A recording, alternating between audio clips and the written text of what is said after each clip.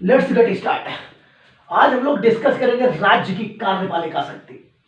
पिछले लेक्चर में मैंने चर्चा की थी कि किस तरह से शक्तियों का पृथक्करण होता है।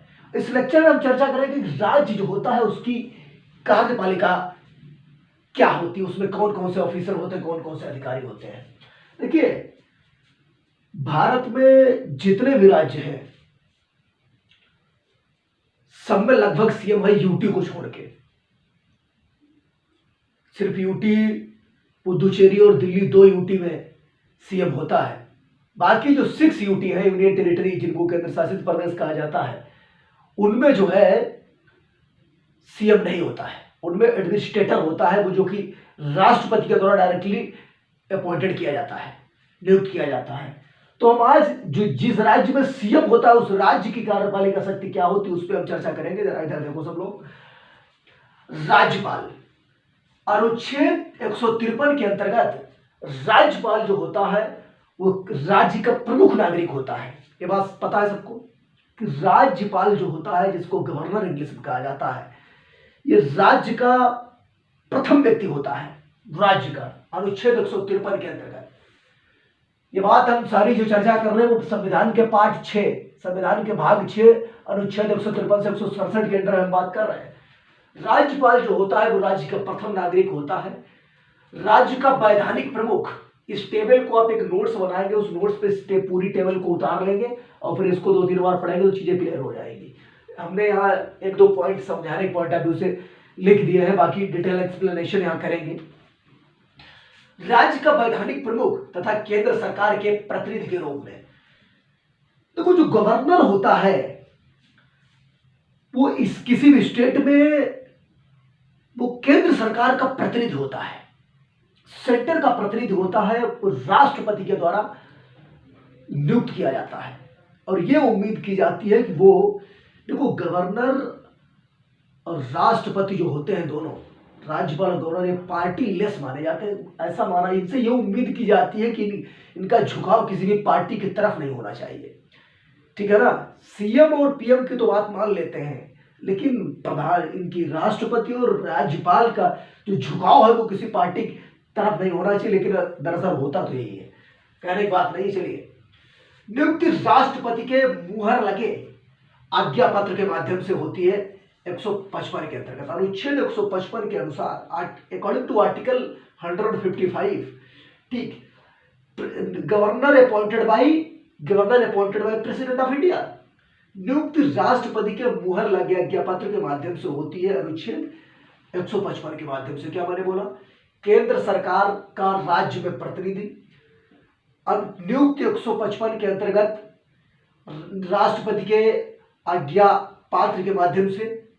कार्यकाल जो होता है, सामान्यतः राज्यपाल का कार्यकाल होता है वो 5 साल का होता है। देखो, वैसे मैं आपको बता देता हूं कि एक चीज आप ये भी ध्यान कर लेना, इसकी जो है जो कार्यकाल सामान्यतः 5 वर्ष का, किंतु वास्तव में राष्ट्रपति के प्रसाद प्रयत्न पद धारण करता है। अनुच्छेद 156 के अंतर्गत इसका जो कार्यकाल होता है वो 5 साल का होता है, लेकिन इसको राष्ट्रपति बीच में कभी भी हटा सकता है, ध्यान कर लेना, क्योंकि ये डिपेंड होता है राष्ट्रपति की ही महिमा पे, ठीक। न तो कोई इलेक्शन जीत के जाते हैं ये, और न तो कोई एग्जाम पास करके जाते हैं, ऐसा कुछ भी नहीं है। राष्ट्रपति की नजर में कानूनी व्यक्ति हो या ज्यादा कानून का जानकार हो, उसे राष्ट्रपति गवर्नर के रूप में नियुक्त कर देता है। ये बात क्लियर हो गई, ये बात 156 के अंतर्गत क्लियर होगी।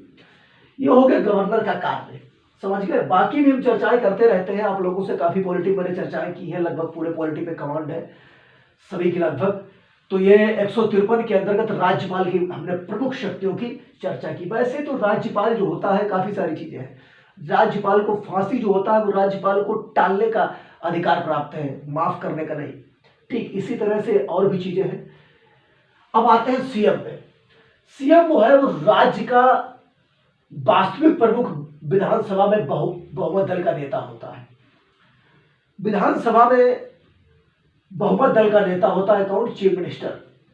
नियुक्ति राज्यपाल के द्वारा होती है। अनुच्छेद 164 के अंतर्गत सीएम की नियुक्ति राज्यपाल के द्वारा, गवर्नर के द्वारा की जाती है। विधानसभा में बहुमत तक अपने पद पर बना रहेगा। जैसे ही विधानसभा में बहुमत खो देगा, इसे मंत्री पद से त्याग पत्र देना ही पड़ेगा, ठीक है ना। जब तक इसका बहुमत रहता है, मेजोरिटी जब तक एमएलए ज्यादातर इसके पास रहते हैं विधानसभा में, तब तक सीएम के पद पर काबिज है। उसके बाद आते हैं मंत्रिपरिषद। मंत्रिपरिषद क्या होती है? तो मंत्रिपरिषद का हेड सीएम होता है, चीफ मिनिस्टर। राज्यपाल को सलाह, एडवाइज एंड हेल्प देने के लिए एक मिनिस्टर होती है, काउंसिल ऑफ मिनिस्टर है। एक काउंसिल ऑफ मिनिस्टर, ठीक, advise and help to the governor of state. Council of minister जो होता है, राज्य की मंत्रिपरिषद होती है, वो सहायता देने के लिए और सलाह देने के लिए राज्यपाल को कानूनी मुद्दों पर होती है। अनुच्छेद 163 के अंतर्गत ये बात है। मंत्रियों की नियुक्ति राज्यपाल के द्वारा, जो अदर मंत्री होते हैं, जैसे आपने देखा हो, जैसे भारत सरकार में प्रधानमंत्री होता है, उसी तरह से और भी जैसे गृह मंत्री होते हैं, इसके साथ साथ रक्षा मंत्री होते हैं, और उसके साथ साथ तुम्हारे एक्सटर्नल अफेयर्स मिनिस्टर होते हैं। उसी तरह से के राज्य में भी अदर जो मंत्री होते हैं, वो सीएम के, जिनको सीएम बताता है उन्हीं को राज्यपाल मंत्री बना देता है। सीएम के त्याग पत्र देते ही मंत्रिपरिषद भंग हो जाती है। या तो सीएम अपना बहुमत खो दे तब मंत्रिपरिषद भंग, और या तो वो त्याग पत्र दे दे चीफ मिनिस्टर, तो उसकी मंत्रिपरिषद जितनी होती है वो भंग हो जाती है। एक चीज आपको बता देता हूं, जो मंत्रिपरिषद की संख्या जो होती है सेंटर और स्टेट दोनों में, वो पूरी सीटों की 15% से अधिक नहीं होती। ध्यान कर लेना, मैं आपको एनसीईआरटी में सीधे लिखा है, कॉन्स्टिट्यूशन एक्ट वर्क में, ठीक 15% से अधिक नहीं होनी चाहिए, ठीक है। पूरा टोटल का 15% आप निकाल लो, आपको पता चल जाएगा। तीसरा ऑफिसर आता है राज्य का महाधिवक्ता, एडवोकेट ऑफ स्टेट, अनुच्छेद 165 के अंतर्गत। राज्य का कानूनी अधिकारी जो होता है, राज्य का सर्वोच्च विधि अधिकारी, राज्य कानूनी मामलों पर राज्य सरकार को सलाह देता है, राज्य सरकार के मुकदमे वगैरह लड़ने का काम करता है। ये एक्चुअली इसका जो कार्यकाल निश्चित नहीं होता है, लेकिन राज्यपाल पर निर्भर करता है। भारतीय संविधान में इसका कार्यकाल निश्चित नहीं, इसका यहां और वहां उसका, किसका, advocate general, attorney general of India, इन दोनों, attorney general of India Bharat सरकार का वकील होता है और एडवोकेट स्टेट हर स्टेट का वकील होता है। तो कार्यकाल निश्चित नहीं है, बाकी राज्यपाल पर निर्भर करता है। तो ये जो चार अधिकारी हैं, राज्यपाल सर्वोच्च अधिकारी स्टेट का, सीएम जो होता है वास्तविक प्रमुख होता है, अपने मंत्रिपरिषद अपने विधायकों के साथ अपना दबदबा बना के रखता है विधानसभा में। मंत्रिपरिषद जो होती है वो राज्यपाल को सलाह और सहायता देने के लिए होती है 163 के अंतर्गत। राज्य महाधिवक्ता जो है राज्य सरकार को कानूनी मुद्दों पर सलाह देता है और सारे कानूनी मामलों की देखरेख करता है। तो इस तरह से ये जो इंपॉर्टेंट चीजें तुम्हारी यहाँ से रही है राज्य सरकार में, ये लगभग क्लियर हो गई है, और आप यहाँ से 1 या 2 क्वेश्चन एक्सपेक्ट कर सकते हैं, आपकी अंडरस्टैंडिंग बन जाएगी।